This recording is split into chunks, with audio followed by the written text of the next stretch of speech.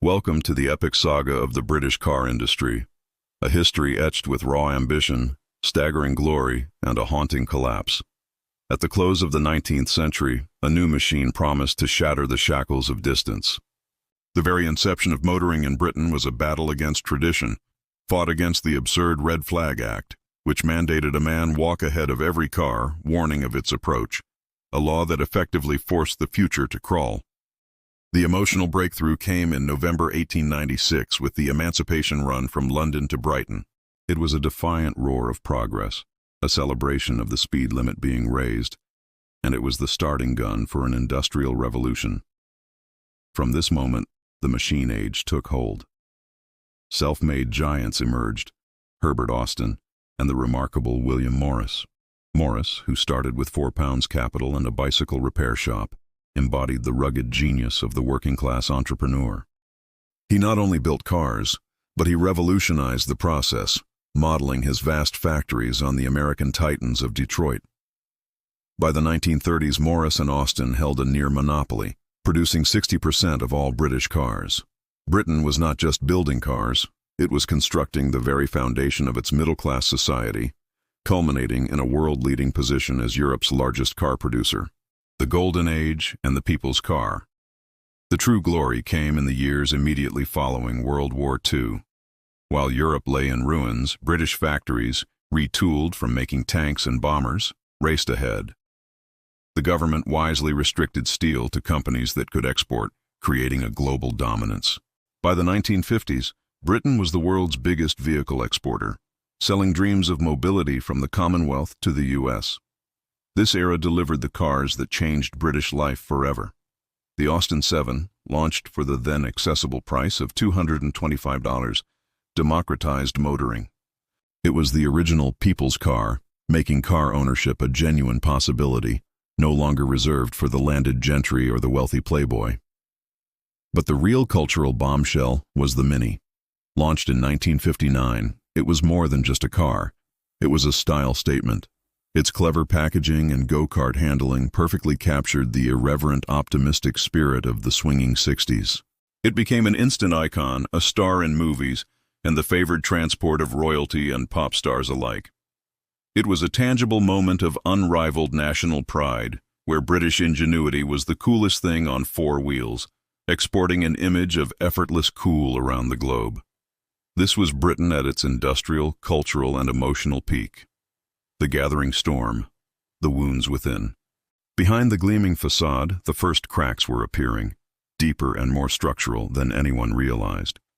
The massive merger of Austin and Morris into the British Motor Corporation, BMC, and later the catastrophic formation of British Leyland, BL, created a leviathan that was incapable of managing itself. The company was drowning in product duplication and outdated technology. While rivals in Germany and Japan relentlessly refined their manufacturing processes and quality control, British management remained arrogant, resistant to change, and utterly blind to the coming storm. The factories became hotbeds of conflict. The workers felt betrayed and undervalued. The management felt they had a right to rule. The result was an endless cycle of strikes and stoppages. News cameras captured the tragic chaos of the assembly lines.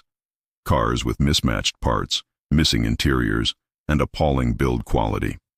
Toxic union figures like Derek "Red" Robbo Robinson became symbols of the paralysis, reportedly costing the company hundreds of millions in lost production through walkouts.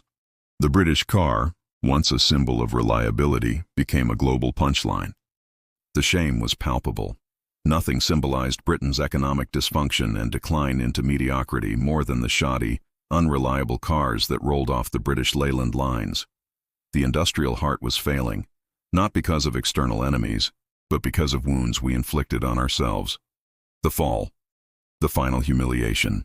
The emotional climax of this spectacular collapse was the government's forced nationalization of British Leyland in 1975.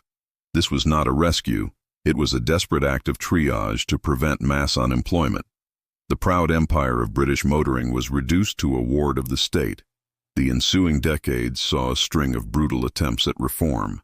The arrival of corporate fixers, the relentless closing of inefficient plants, and a controversial partnership with Honda, a necessary evil to inject modern management and robotic efficiency, stemmed the tide momentarily. Yet, the cancer of instability and poor reputation was too advanced. The final devastating chapter came in the 1990s and 2000s. Rover, the last torchbearer of British mass production, was passed from owner to owner, sold to BMW, then to the ill-fated Phoenix Consortium. The dream dissolved in a series of agonizing sell-offs. The final gut-wrenching moment was the receivership of MG Rover in April 2005, the closure of the Longbridge factory, with the loss of nearly 6,000 jobs, was a moment of national mourning. Families gathered outside the gates in a silent vigil. As the last workers cleared out their lockers, the partially assembled shells of unfinished cars lined the production line, a powerful, ghostly monument to the end of a 100-year dream. The sight was a punch to the stomach. The very last British-owned volume car maker was gone. The second act, an enduring spirit of excellence. Yet, the soul of British motoring proved too fierce to extinguish entirely.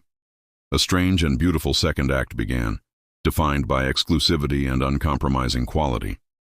The legendary names survived, not in volume, but in value. Rolls-Royce and Bentley found new, powerful owners in Germany, but their heritage was carefully preserved. Their cars are still built in the UK, often by hand, a testament to the fact that British craftsmanship remains the gold standard for ultimate luxury.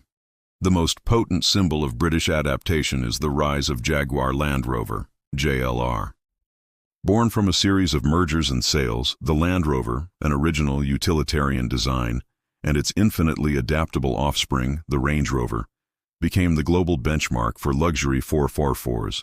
It was a niche British ingenuity defined, a refined ride on the road, coupled with go-anywhere capability off it. JLR, now owned by India's Tata Motors, proves that the legacy can thrive, provided it embraces modern engineering while relentlessly focusing on its unique, high-end identity. And then there are the pure performance icons, Aston Martin, forever associated with James Bond, and Lotus, the lightweight engineering genius of Colin Chapman. They exist outside the mass-market struggle, catering to a clientele who demands speed, drama, and exclusivity. The small, anachronistic world of Morgan, where cars are still built on a wooden frame with waiting lists that stretch for years, is the final proof. True British craft, no matter how old-fashioned, will always find an appreciative audience. The British car industry is no longer an industrial giant, but a luxury artisan. It survived by shedding its mass-market body and retreating to the core of its competence: drama, luxury, and unmatched performance heritage. But as the world hurtles toward an electric and autonomous future, one must ask, did the end of mass production save the soul of British motoring, or has the fight for its core identity simply been postponed?